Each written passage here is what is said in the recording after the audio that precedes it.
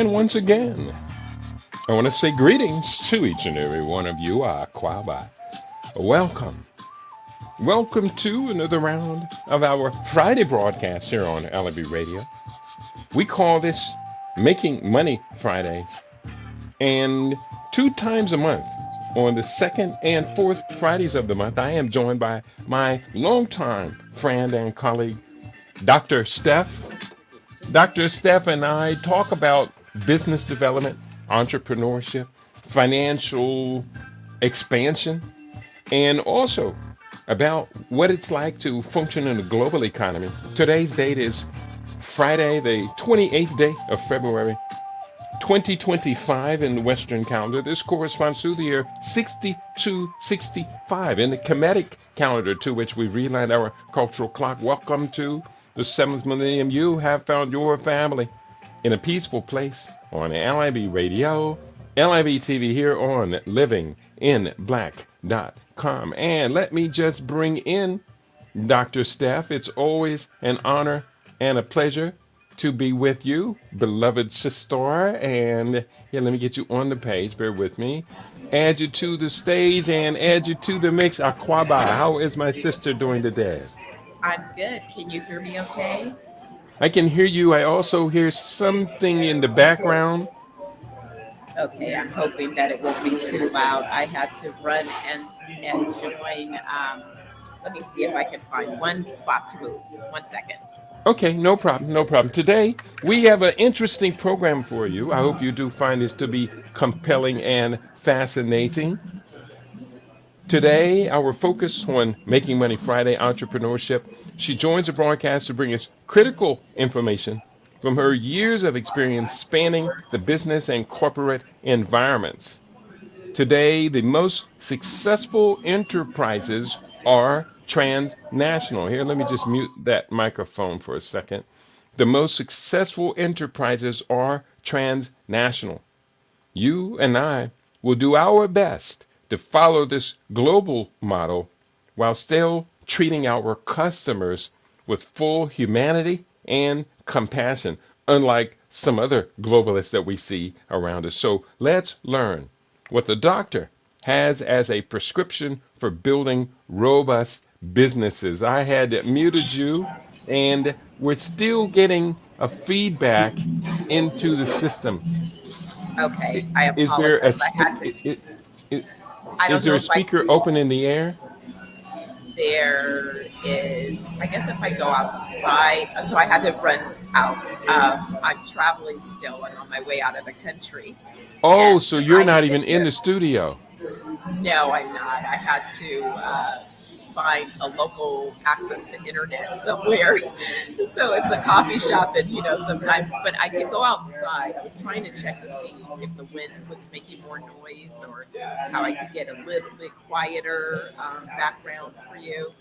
Yeah, what we might be able to do is if you could, if I don't know if you're in a position to adjust your StreamYard settings, but if you talk right into the mic and turn the microphone down, that will lessen the background noise. But unfortunately, as it is right now, it's just too confusing to hear. Okay, so let me see here. All right, let me try one more.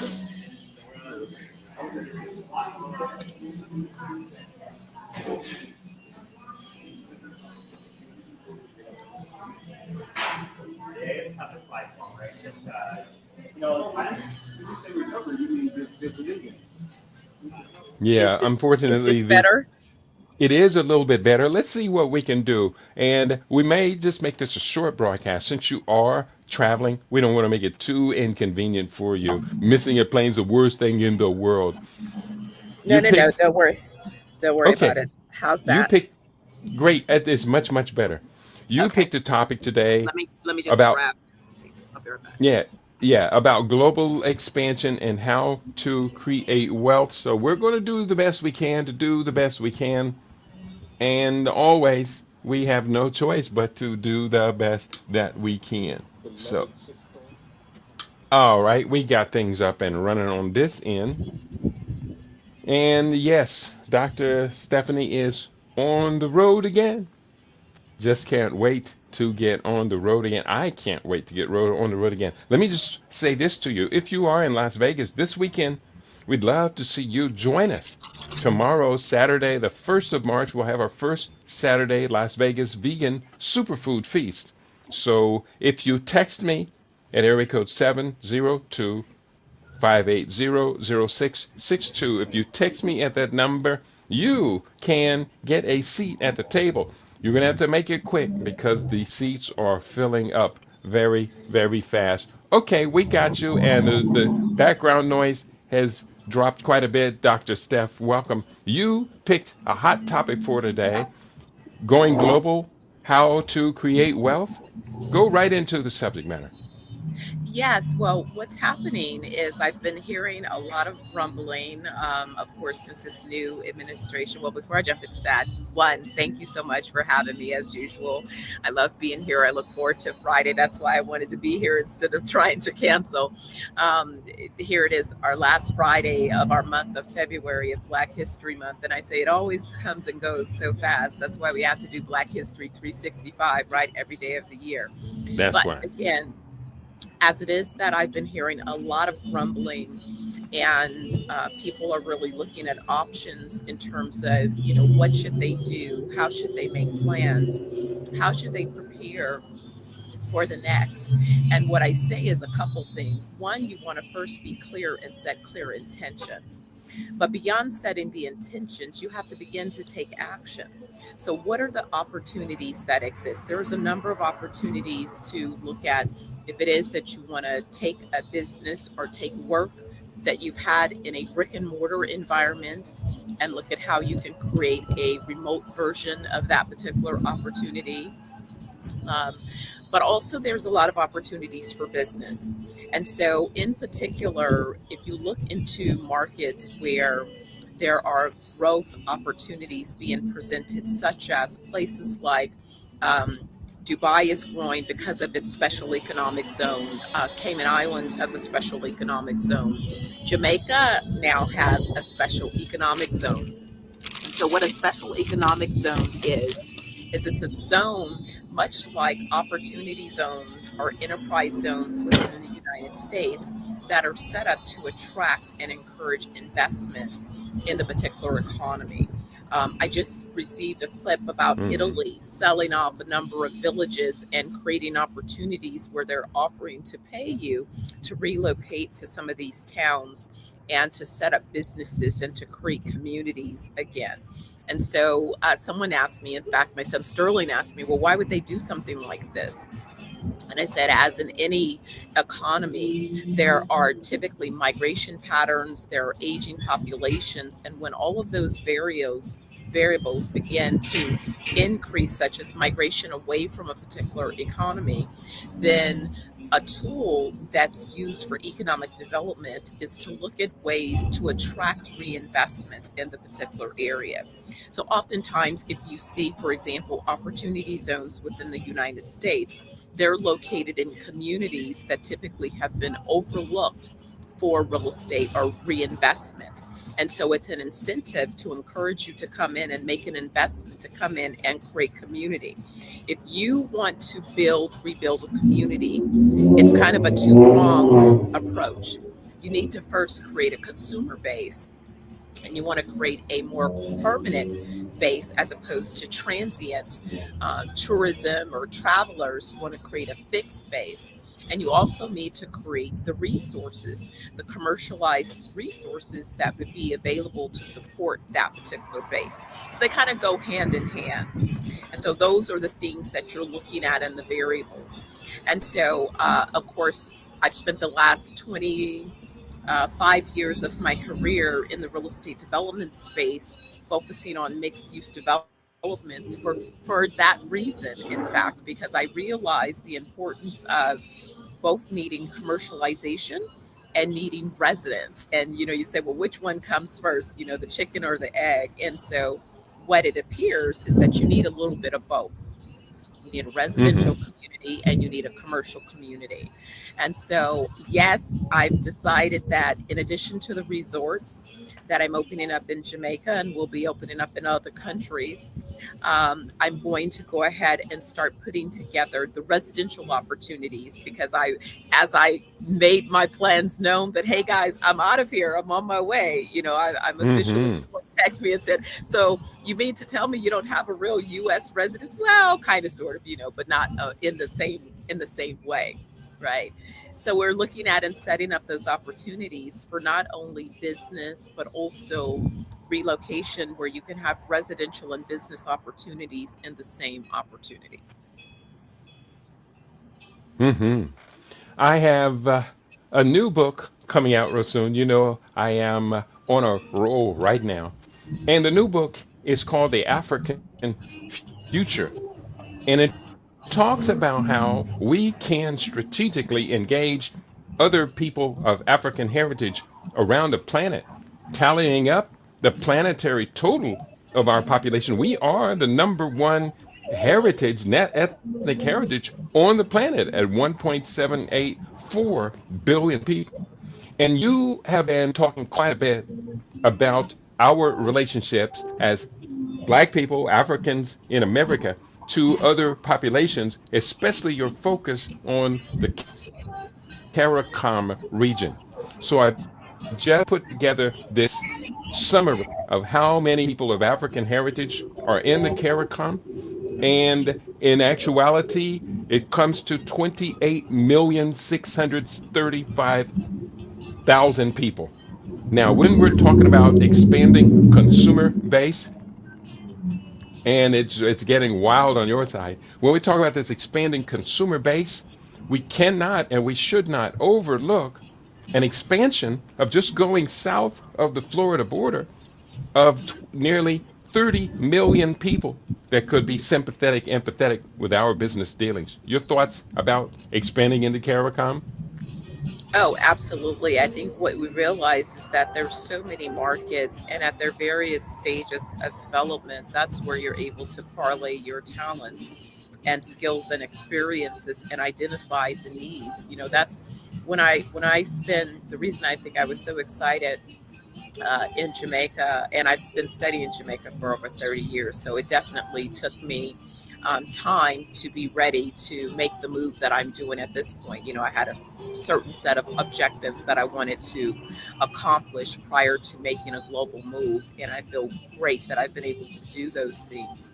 But when I looked at really closely the opportunities in Jamaica, for example, but I find opportunities everywhere I go. I have to be really transparent about that. You could drop me any place on the planet and I'll have a business in, 30 days or less because I can recognize opportunities in any marketplace by just getting a look at the people, the existing economy, the resources available, what seems to be the pain points, and then from there, leveraging what seems to be a great opportunity for partnerships and things of that nature.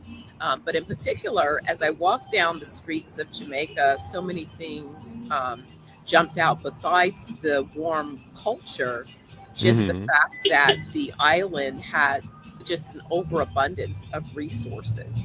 And at the Mm-hmm. same time, at its stage of development, there still, exist many opportunities. And so when you think about establishing a business or looking for an opportunity, oftentimes in the US, we face considerable amount of competition because Mm-hmm. if you have a beauty salon, you set up your beauty salon, there's a row of 10 beauty salons, down the street, right? That's Whereas when right. you go into some markets and there's not that level of saturation, then you really have an opportunity to establish a brand, gain market share, and really stand out within a community, which allows you to leverage expansion and growth, and especially if you're a community builder, which I happen to be. So what I Mm-hmm. found was the great opportunity to build relationships, to recognize where some of the commerce is lacking, and then be able to be a resource to want to sow into those entrepreneurs and businesses to help those businesses grow, but also to be a rainmaker to bring additional opportunities into the country. And so, knowing that by doing both things, both helping the local community be poised to take advantage of the increased opportunities by helping them train, develop, add additional infrastructure, gain new technologies, advance in areas that perhaps, maybe they didn't have formal training. So we have the ability to bring all of those levels of production up while at the same time increasing the demand. It's supply and demand in every market. So increasing the demand by bringing new tourists into the place and allowing those tourists to become patrons of the existing businesses and not doing what sadly so many other hotelers have done. In Jamaica in particular, many of the bigger hotelers have kept the market closed and captive. So you come in, you're all inclusive, but you're on their property and they've got you locked in and everybody else locked out. For the most Hmm. part, we are, going out and bringing access to for those dollars to travel throughout the communities and make a difference to the local businesses as well.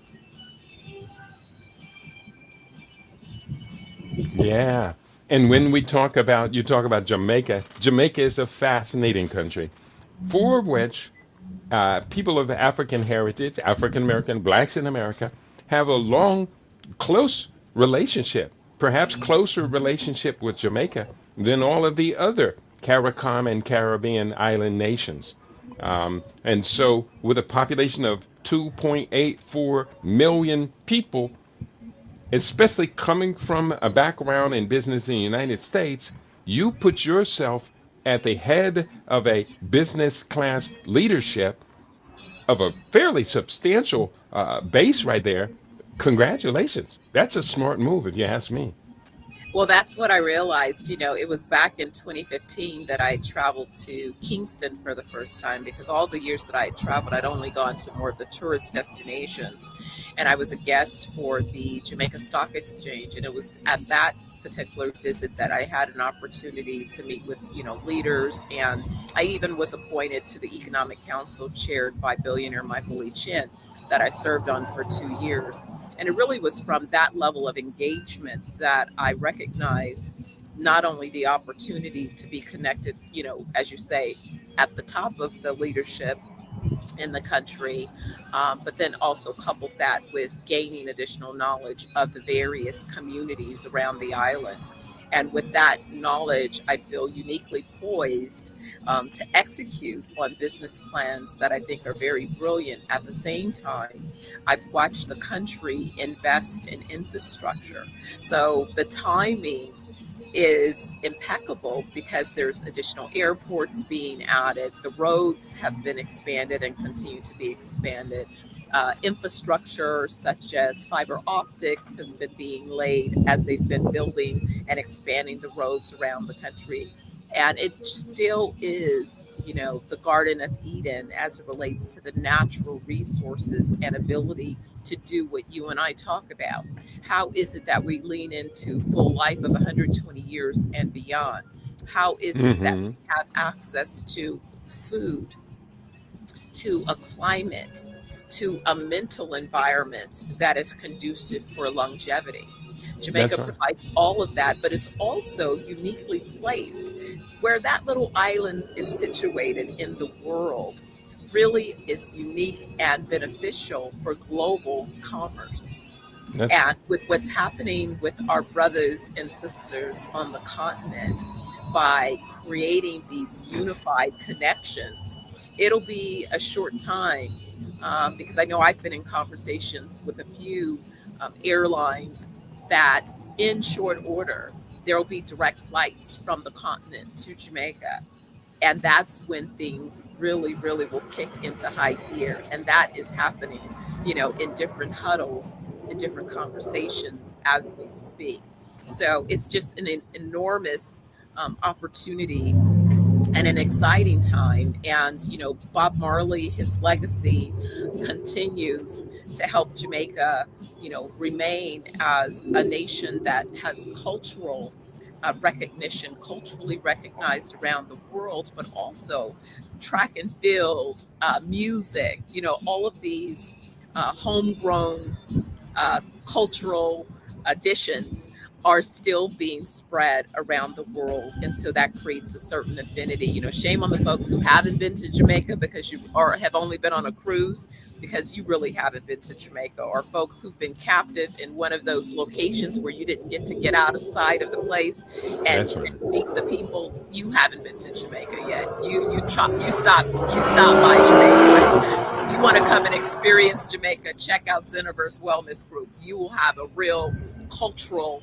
enriched experience that also That's right. serves to heal your mind, body, and soul. Hmm.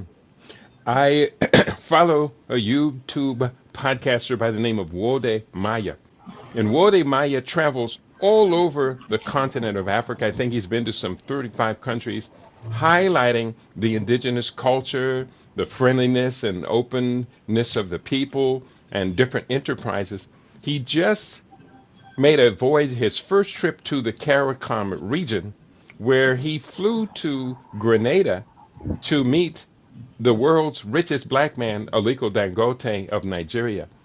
And it was wonderful watching him in Grenada because Grenada is such a powerful, positive, open, friendly, and welcoming society for African entrepreneurs. That's why Aliko Dangote was there meeting with the young Prime Minister of Grenada. And so the African continent, the African Union, is now making a significant outreach to these different regions of the planet, especially the Caribbean community, because the cultures are so absolutely synchronized. It's not that far removed that African people were transported from Africa to the Caribbean and other parts of the Western Hemisphere. Your thoughts about linking the CARICOM region, this entire basin of 24 different nations, linking them with the African economic development that the world is celebrating? Oh, I think it's perfect and I think it's timely. And, sometimes, Kitty, I reflect back on my journey. And I remember as a young entrepreneur, my early 20s, when I was still in Oakland. I left Oakland after my 25th birthday. And at that time, I had served on the Oakland Chamber of Commerce, which in Oakland, we have a massive port. So the Port of Oakland had a number of international, delegates that would always come looking at ways to do business with that Oakland port. And so I served on a couple of those international committees, and we would literally meet and structure joint venture relationships, partnerships between these various countries. And I see this same opportunity happening. You and I have talked about the $2 trillion that are Hmm. available just to start on the continent, and how uniquely those dollars are aimed towards those of us coming from the US in particular, because we have the skills and training. We've been trained very well. The US earned its prominence as a powerhouse because we have successfully taken a capitalistic model and utilized it to build value. Now, I say that the philosophy behind that model has been skewed incorrectly. I felt that if you took that same model, but you added a philosophy of a positive sum game, we've been operating on a zero sum game, or a winner take Hmm. all philosophy, a win lose philosophy. So that is the what you're seeing basically unravel at this stage of the game with our philosophy in the US. But what's happening around the world is, in order to create sustainable outcomes, the reality is we must have a win.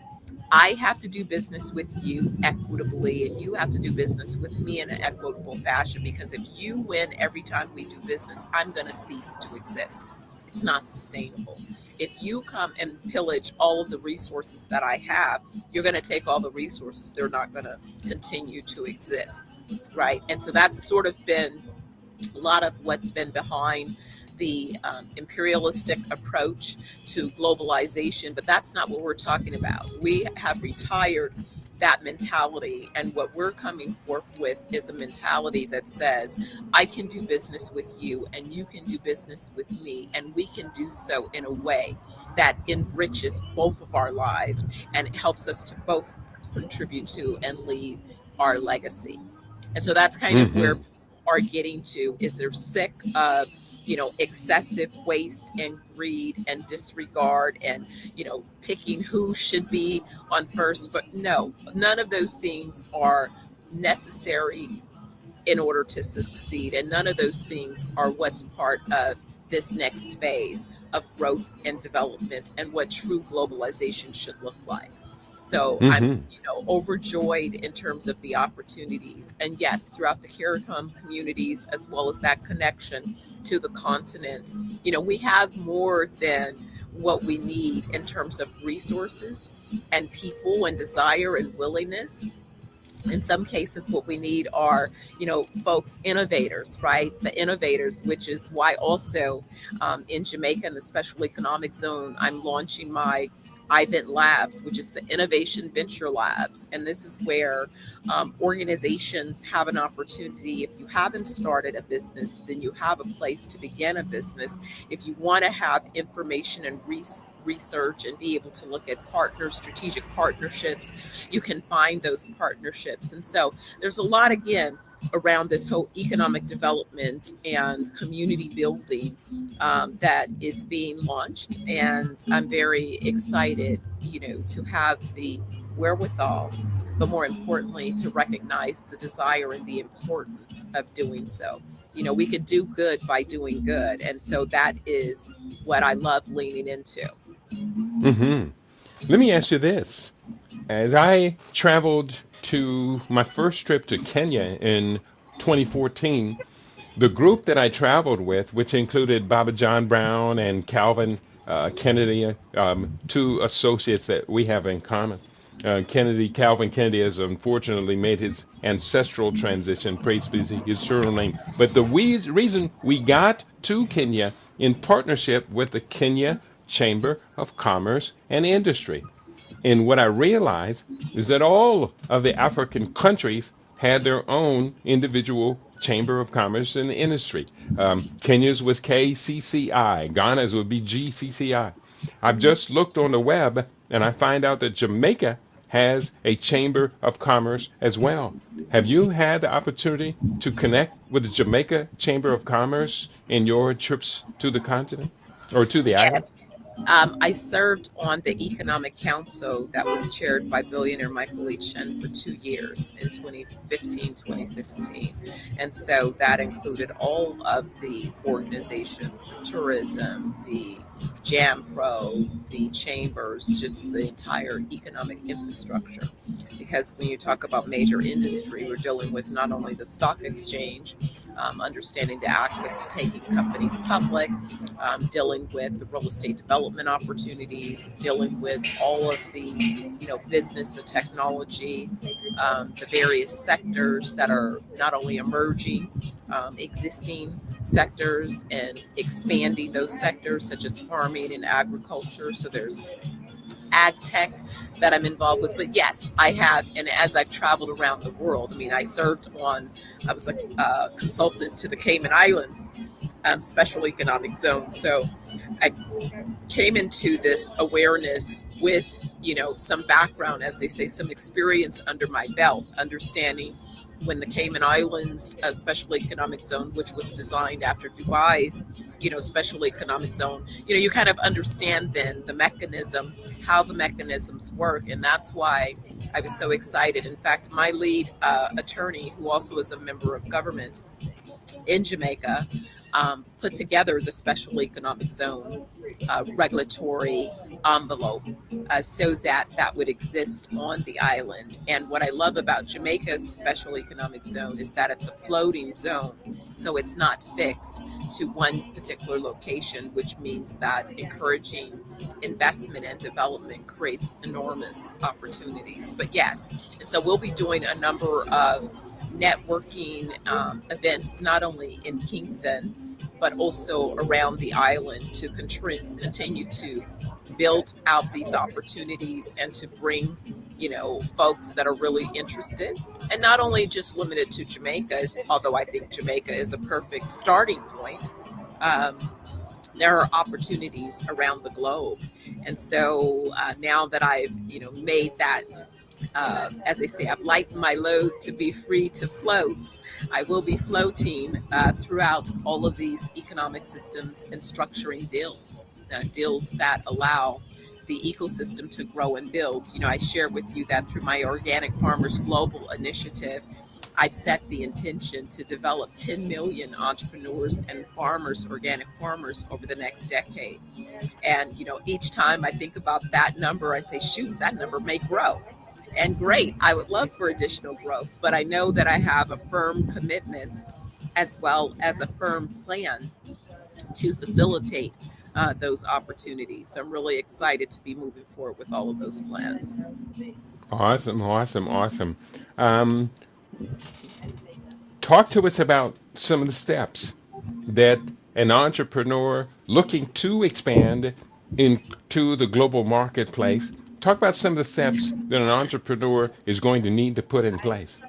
Yes. So first, what you want to do is you want to start thinking about setting your intention. Where is it that you'd like to go in the world? So, if, say, for example, if you're in the U.S. right now, and maybe you still work a job, are you planning to retire from that particular job? Do you have any resources built up? Do you have any type of 401ks or things of that nature? The very first step that I want you to take is to set up some entities. So create some LLC structures. I would say if it is that you are in a position and you have a great credit rating, for example, I would set up at least 5 different entities. You don't necessarily want to set them up in the highest taxing state. So look for either a tax-free. I tend to use Wyoming or Delaware if it is that I have to take in investment capital. Delaware Corporation is typically what you're going to look to establish if you're going to be taking in investment capital. But if it is that you're setting up an entity that you are going to first help to back, then I would use Wyoming.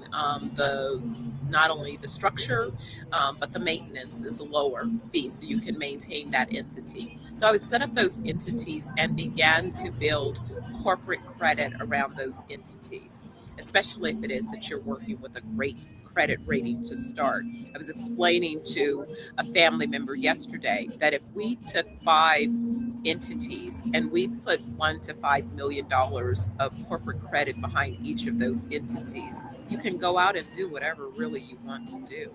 And you are in position to buy cash producing assets that will more than support those entities, but you're also poised to be able to do global business. So that's where you want to begin. So you want to begin to prepare. If it is that you say you have a house, I had to unload 3 bedroom house, loft, it's a lot of stuff, 2 offices to, kind of figure out how to consolidate and unload. So the sooner you begin, the more you can find homes for things that you will not need, so that you can begin to lighten your load in terms of the assets. So, donate, sell, purge, streamline, reduce your overhead, and then be in a position that you set a date that you expect to depart.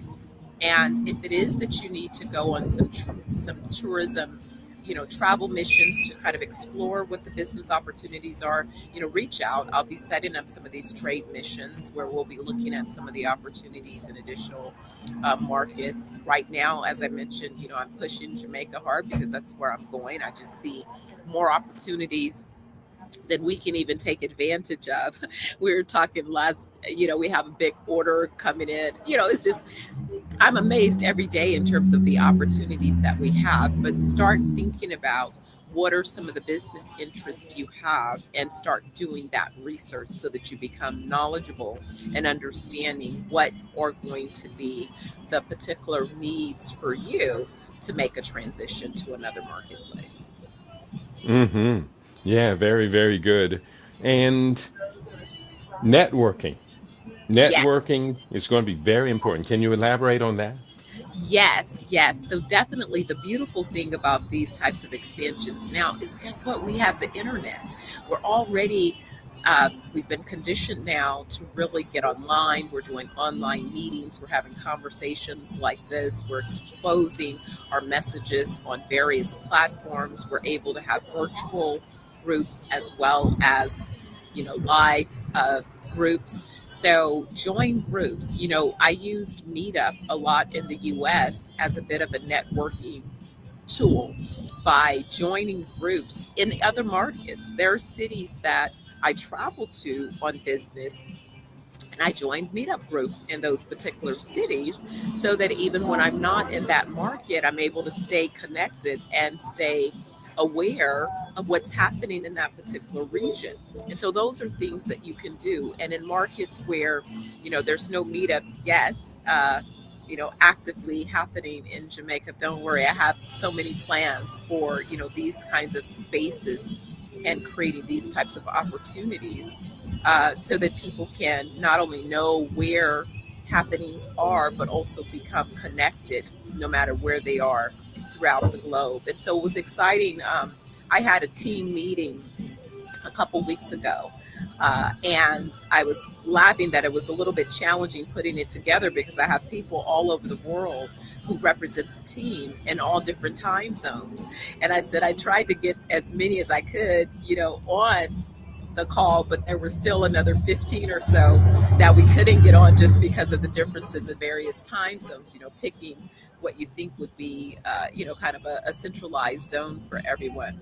And so that's Hmm. exciting. Those are the kinds of challenges that you want to have, right? Is that, wow, I've got people in every zone, around the world that I'm doing business with. And that not only facilitates, global business, but it also allows you to have a community that you're connecting with. Yeah, very, very good. And of course, there is also the ability to collaborate, to build, and to invest in and join partners with an existing business. Say one has 20, 30 years of experience in retail or manufacturing or uh, municipal services, whatever, and going there and finding a private partnership and building an equity position. Your thoughts on that?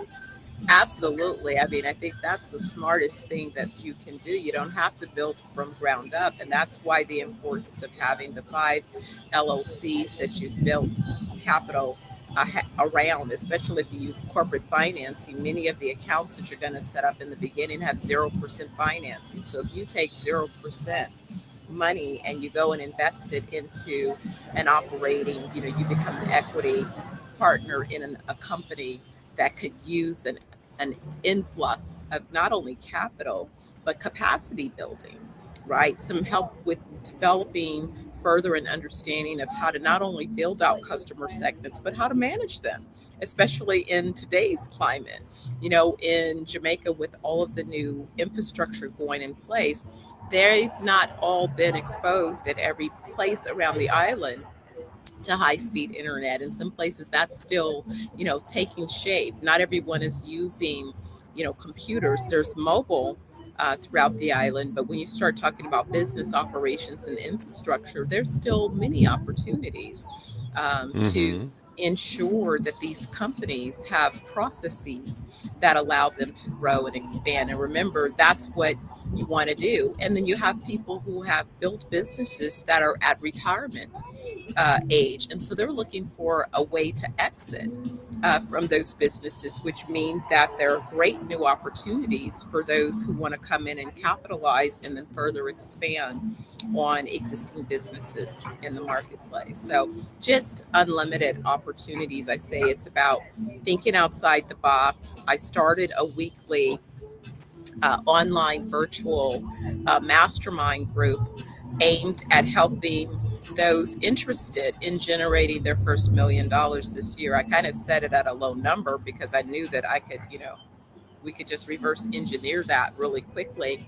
But I think, Hmm. the problem is that so many people, my cousin said it to me the other day. I'm like, I don't understand how anybody could be around me and have spent any time with me, and it's not sitting on $1 million. I just don't understand it. And so he said, you know what it is it's just mindset.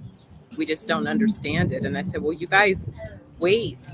Oftentimes you wait until you think you see the evidence of, but what you realize is the evidence of means that there's some additional commitment. So the accessibility that you had while I was building, you won't have that same level of accessibility once I move into full on execution of what I've been building, because I won't have the time or capacity, to share with you. And so it's a really, it's sad, but it's a missed opportunity for too many of our folks. Um, and, they keep running to a so-called job just over broke. That's where you're going to end up, and you have no control over your future and your destiny. What happens when, they decide that you think you're going to get to retirement, and, at 45, 50, that they no longer want you. They're going for a younger, 20-year-old person, and then you think you can continue to earn. I say you want to play a strategy. If you have a job, a career, invest in creating a business pipeline as well, so that you have something else to fall back on. Hmm.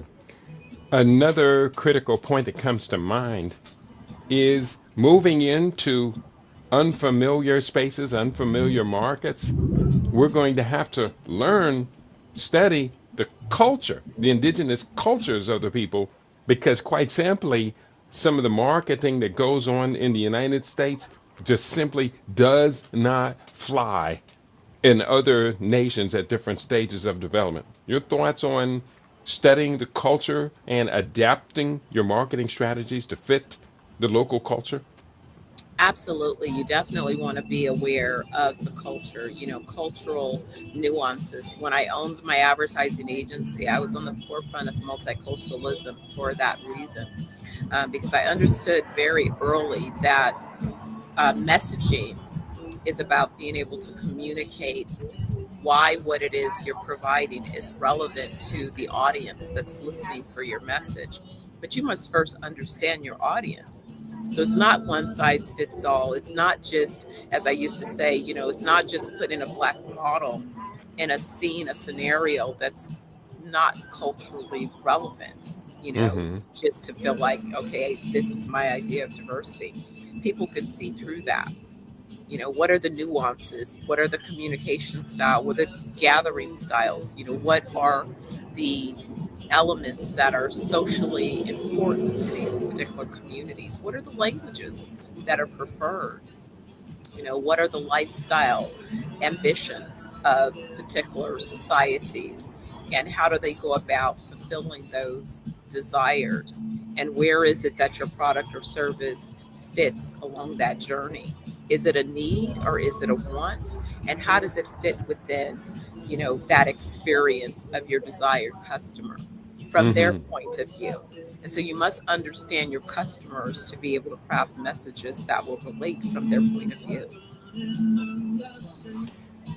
Speaking of the culture, as you're very well aware, with the recent election of Donald 45 to become Donald 47, a number of people are freaking out. Amongst the earliest proposals from President Trump Musk is the exclusion of policies that included people that had previously been excluded under previous administrations, under different realms of American government. DEI is the buzzword now: diversity, equity, and inclusion. For someone who might be freaking out and they have years of experience in government related businesses, and they may be freaking out that they'll be excluded under this Musk Trump presidency, doesn't it seem logical that global expansion would help them to redirect their energy from being reactive and freaked out to actually being excited about what this change is forcing on the world? I'm gonna tell you simply. There is a book they called "Who Moved the Cheese," Mm-hmm. and it's like, yeah, the cheese is moving. So you That's better right. pay attention, and you better be proactive. The problem that I have is so many people get caught up on, some of the rant behind a situation. Guess what? That money's gone. So now what's next? Mm-hmm.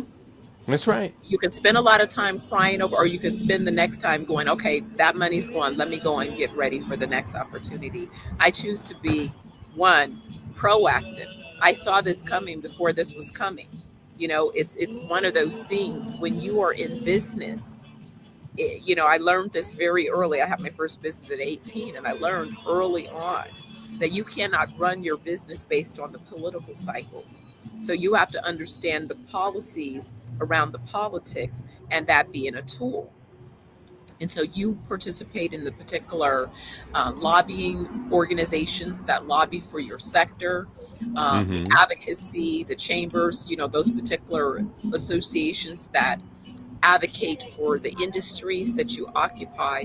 All of those decisions are decisions one makes as a business person. And so you have to hedge your bet. You have $5 in both political camps because you don't know which camp is going to prevail oftentimes in any particular election cycle. But what you must understand is based upon, like they used to say to men, look at the president, and the president's appearance is your guide for how you should appear professionally. So if the Mm. president is clean shaven, you should be clean shaven. If the president has a beard, then it's okay for you to have a beard. It's like setting the standard of the leader of the free world, right?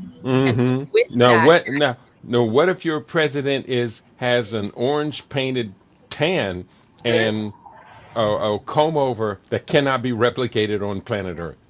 okay, well, it's just the general elements, but here's what this president represents. This president represents business and industry. And so if I understand the businesses and industries that he represents and participates in, that I understand that those are the same businesses and industries that I must participate in because that's where the opportunity lies. So the fingerprints, the writing is on the wall. So real estate opportunities, finance opportunities, technology opportunities, AI opportunities, wellness because people are sick AF, opportunities. Those opportunities are prevalent and they exist. So instead of crying over the money that's gone, get busy and do the work, pivot into the opportunities that exist. And that's what I'm That's right. talking about. Yeah. Well, I cannot disagree with that at all, except for I'm not going to comb over my hair. All right, you don't But have to comb over your hair. I will not require you to show up anywhere. We're not going to do any tape ons, right? Oh, you notice my new haircut, by the way?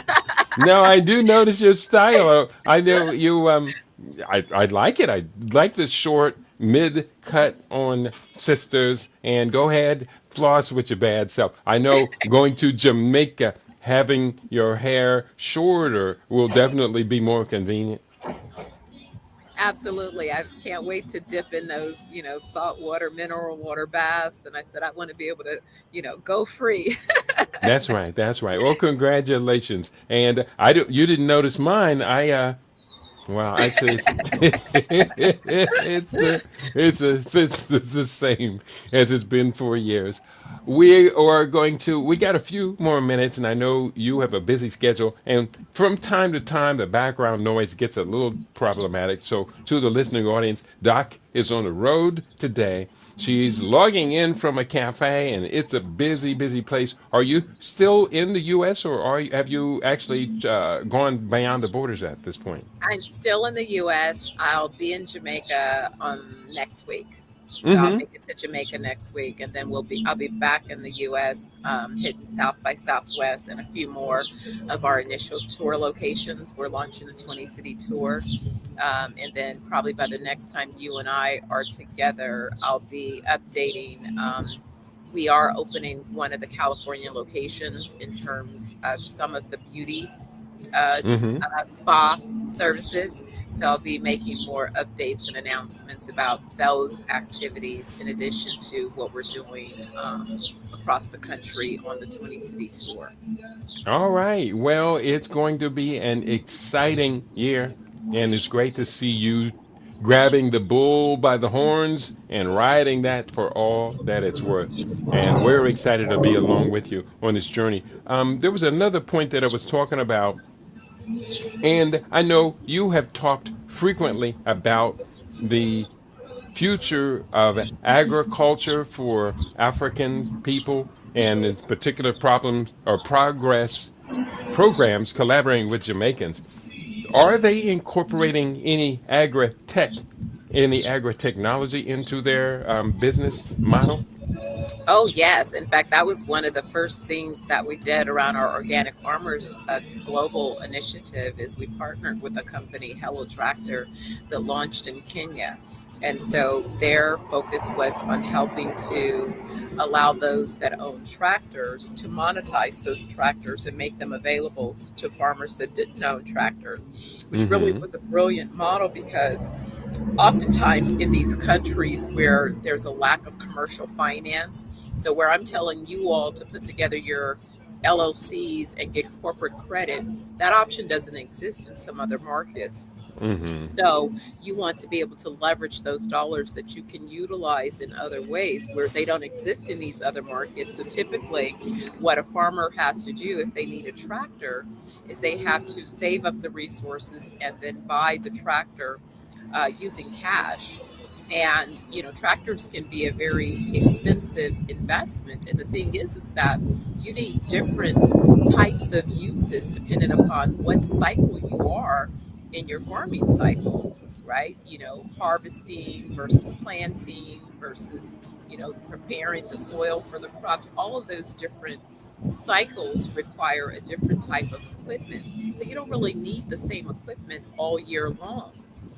So if you've spent all of your dollars and invested in equipment that you really only need for certain pieces of that cycle, then you have a lot of capital tied up in a way that Mm-hmm. you can't access it. It's a liquid. And so what we want to do is minimize the need for farmers to invest significant dollars in acquiring equipment that really they only need for certain cycles of their production.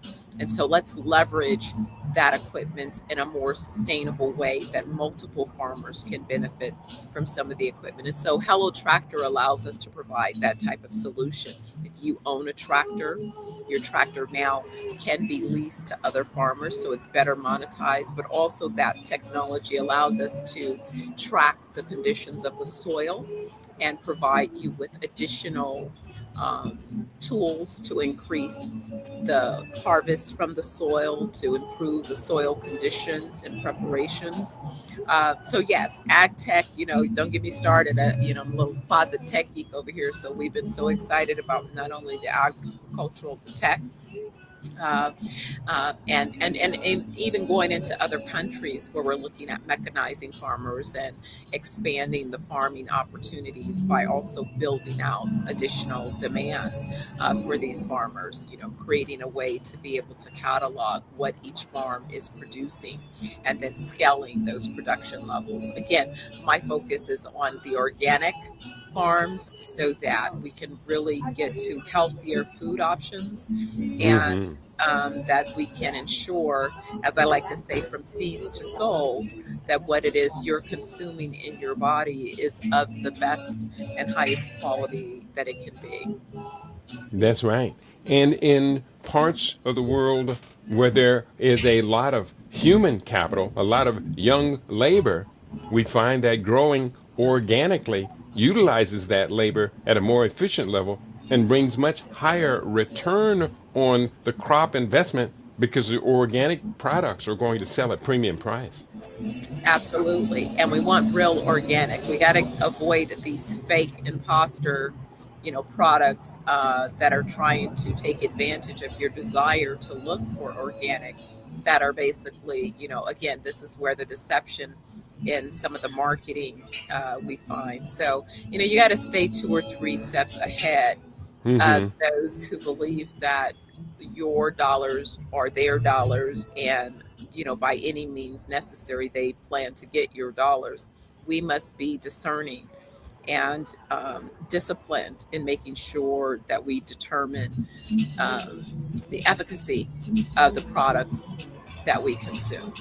Yeah, yeah, very important.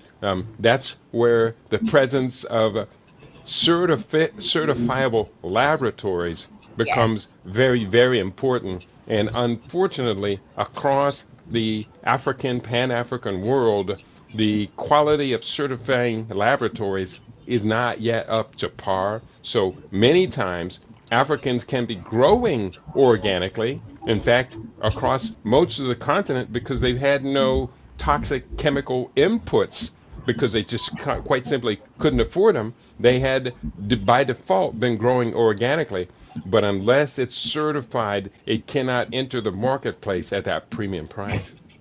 Well, what we're working on are those types of, filling those gaps and Hmm. filling those gaps and replacing those gaps with other, certifying organizations. So my Seeds to Souls is one of those organizations that will take shape and become a certifying organization as well, to facilitate global marketplace around, ensuring a quality, uh, very much patterned off after like the ISO, the international, I forget what the S is now, organization, ISO standards, global Hmm. standards of quality assurance. We are looking at examples of what type of organizations allow a higher standard to not only be established but maintained. And Yeah, yeah. again, that's why I say that there's more opportunity than at the moment we have full capacity to execute on everything. So I think I'll be busy for at least, a decade setting up teams and expanding partnerships and relationships so that, I feel like we can play for the, every day is a play day for me to Hmm. blissfully be able to solve business problems and solutions and provide products and services that help people live their best lives for real. So, Yeah. it's a fun day again. Yeah, it's a fun day. We're going to wrap it up in just about 5 minutes. One other idea I wanted to get in was we're talking about global expansion and how to create these processes regarding it. And I mentioned earlier about the visit of Africans from to Grenada, which was cooperating with them, setting up systems to make the sixth region partnership much more functional. The African Continental Free Trade Agreement, the AFCFTA, is the largest international free trade agreement that's ever existed in the world, and it is in place now. This is the third year of development in the African continent. How would you advise someone prepare to adapt to interacting within this huge free trade agreement, especially if we're outside of Africa? Absolutely. Again, this is where those trade missions become important, but more importantly, to become familiar with the contents of the document, right? First, start by being informed. And then, as you become informed, then you can understand where the needs are, where the gaps are, where the opportunities exist, and then see what calls you. Because to me, I really believe that we each have a calling and an assignment. And once you move yourself from the noise and distractions, you're able to lean into what your assignments are. I don't worry about what it is that I'm doing because what I'm doing is clearly on an assignment that I accepted as a 9-year young person. And this whole journey has been building blocks to be able to execute. Now it's execution time. It's time for the harvest. I've moved into harvest season, and that's exciting. The journey has been a journey of building the infrastructure for a skyscraper to stand. Because that was what I was called to. Not everybody is called to build a skyscraper, so you don't necessarily have to do what I did, because what I did was definitely uniquely to my assignment. Your path may be a little bit different. So identify the information, read and understand what the opportunities are that are presented, and see what resonates with what it is you'd like to do. You want to work for, 3 years, 5 years, 10 years? Are you still early enough in your career that you have, 20 more years that you want to contribute? How do you want to contribute your energy and excellence into an economy? And you must understand that, you need your health and you need your wealth. Your health is the number one, and it's going to allow you to execute, and it allows you to create your sustainable legacy for your family and build your wealth. Mm-hmm. All right. Well, it's going to be a interesting journey ahead. Going back, and I know we're going to wrap it up, but going back to early 2020, many of us were feeling good about our careers and the way the society was developing. And then at the end of January 2020, the happened and disrupted everything. We know now, we have the documentation that shows how that was a contrived event intended to disrupt the global economy, because the global economy was right on the edge of hitting a solid brick wall. And so they said, well, if it's going to happen anyway, we're going to facilitate it and manipulate things. So, all of that said, and many of us understand that now, this new administration is similarly disrupting everything. How long should people plan to be in this disrupted state before they set up the systems to recover?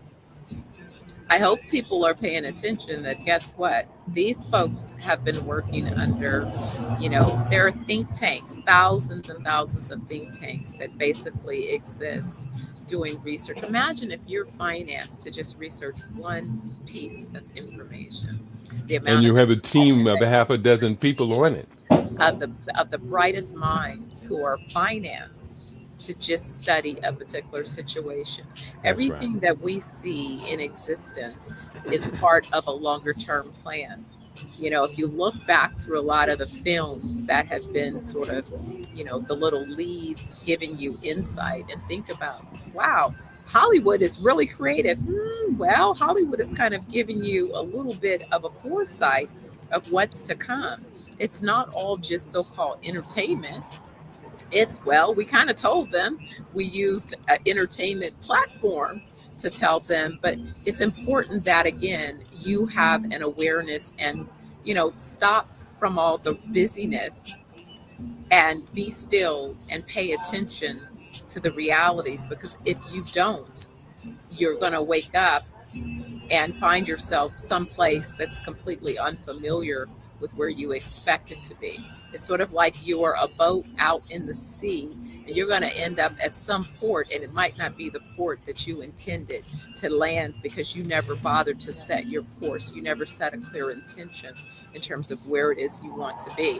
So, for that, Kitty, I tend to remind myself, years back, I read a book by Dr. Stephen Covey, part of his 7, 8 habits. And he talks about, you begin with the end in mind, and you think about what does the end of your journey look like. And then from there, you set a clear intention of where it is you want to be. It's no surprise that I'm telling you about executing on developing 10 million entrepreneurs and farmers globally over the next decade, because that's part of my end game. When I saw myself at the end, I saw myself as being someone who contributed to the most successful, sustainable organizations that I could in my lifetime. And so that was an intention that I set for myself. So obviously, you're going to see, the handprints of, to date, I don't know how many thousands and thousands of entrepreneurs I've trained, how many thousands of businesses, if you look behind the scenes, if you ask 2 to 3 people, and they'll tell you that, yeah, I had some input in that organization and its particular success or its pivot to another direction. Um, a lot of times people think that, I don't know what it is about people that feel like they don't want to acknowledge where it is the input came, that guided them. To me, I always pay homage to the people that sowed into me or sowed into my venture. It doesn't take anything away. It's actually, to me, my honor to acknowledge, that brilliance of that energy wanting to align with mine. But nonetheless, the writing is on the wall. If it is, you're just now starting to think about it, you're late. So you need to catch up. You don't have all day. Time is a passing, and it's passing fast. And people are working under some particular timelines. And if it is that you're not familiar with those timelines, then I suggest that you get unoccupied with the things that have become the distractions and refocus onto some real things that you need to be paying attention to so that you're informed about the type of strategic decisions that you need to be making, not only for yourself, but for your family. All right. We're going to have to wrap it up right now. Send you on your journey, on your trip. I'm going to be hosting tomorrow our first Saturday feast. I'm going to get in the kitchen and whip out a feast for the people. How can people maintain contact with you as you put these systems into place? Absolutely. ZenoverseWellnessGroup.com. ZenoverseWellnessGroup.com. ZenoverseWellnessGroup.com. All right, Zenoverse Wellness Group. Recharge your body, reclaim your mind. I think all of us could use that formula in our lives. Your final thoughts as we go to wrap it up for today? So, my people, my sisters and brothers throughout the diaspora, the time is now, and it's time for us to act as a collective, not only in our thoughts, but in our actions, right? We need to rely on and lean into the principles of our forefathers that got us to this point. We operated as a community. A fist is much stronger than a single finger. So let's be fists together and move forward with the execution of our visions. Our families are depending upon us. Our legacy is dependent upon us. Awesome. Thank you so much, Doc. We appreciate you being here. Have safe trips. We'll be connecting with you on the second Friday of March. Fantastic. I'm looking forward to it. And thank you again for having me. Thank you, everyone. And I'll see you all soon. Awesome, awesome, awesome. It is a pleasure having Dr. Steph on the team. And do pay close attention. She always brings us practical advice. And we are better off if we take such practical advice. Go to ZenoverseWellnessGroup.com and learn more. Collaborate, cooperate. Today is the last day of the shortest month of the year for the longest history, world history. Black History Month is African History Month. African History Month is World History Month. And we know that world history does not last a month and then stop. So Black history, African history, world history continues. And that's why you tune into your favorite.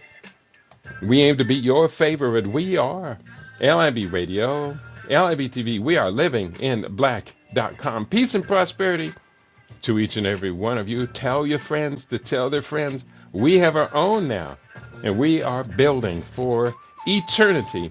Peace and prosperity, everybody.